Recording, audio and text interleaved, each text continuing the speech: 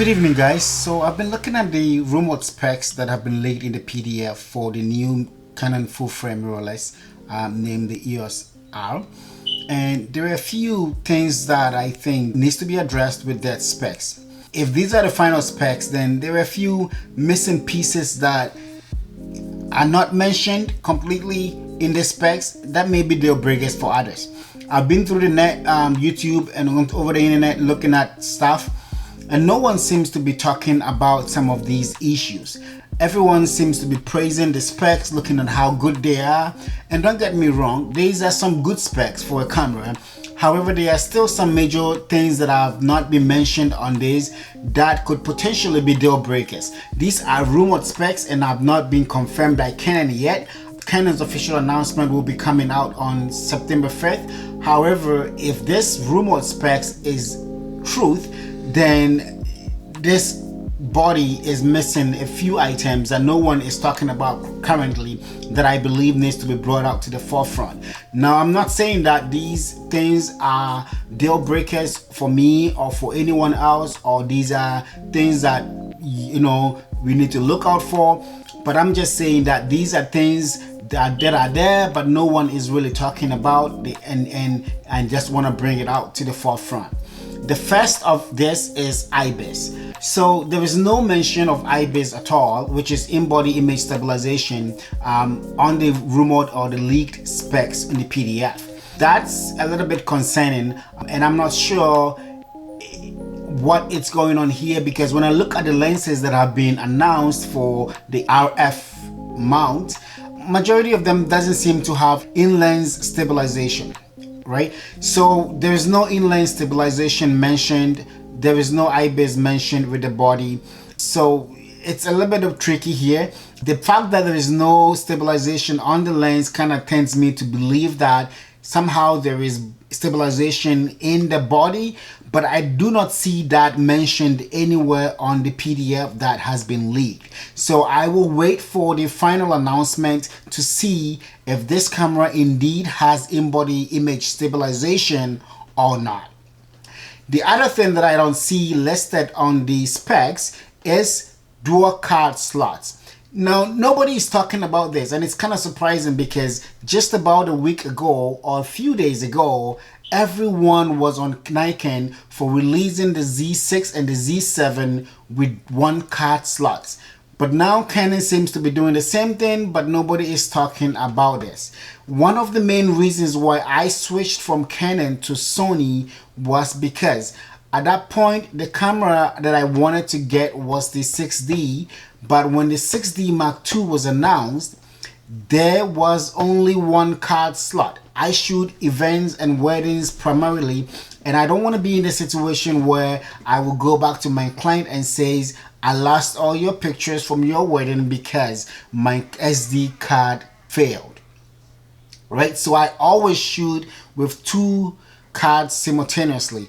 The Canon that I was shooting previously before switching to Sony was the 7D Mark II, and that camera had two card slots. When I wanted to move up to full frame, my only option if I wanted a two card slot was either go with the 5D models. I mean, I wanted to go to the 5D Mark V, but didn't want to spend all that money because at that time I was shooting primarily weddings and stuff, and I wanted something not too expensive.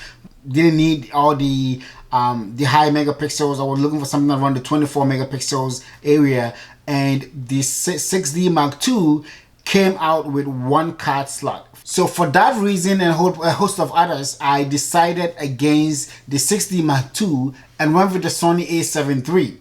So this dual card slot debate, I know it all depends on you and your personal preferences, but personally I won't shoot professionally, or I won't shoot a paid event with one card slot in a camera.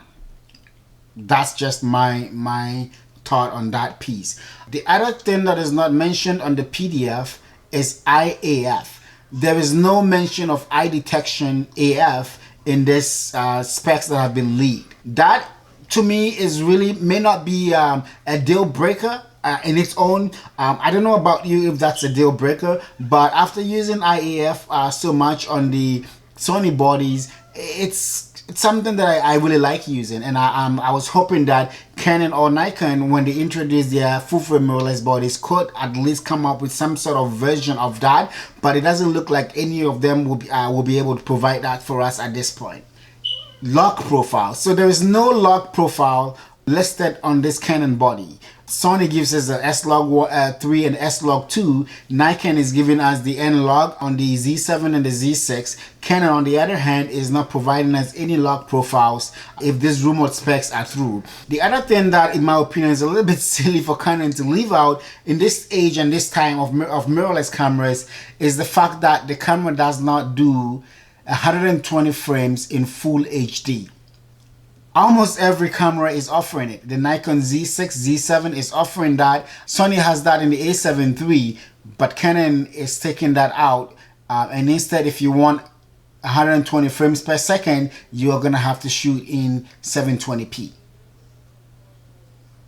So these are the things that, to me, I can see that is missing on this spec sheet that has been released. My hope is that some of these may not be true and some of these may change, but let's see what happens on September 5th when Canon comes out with the official announcement.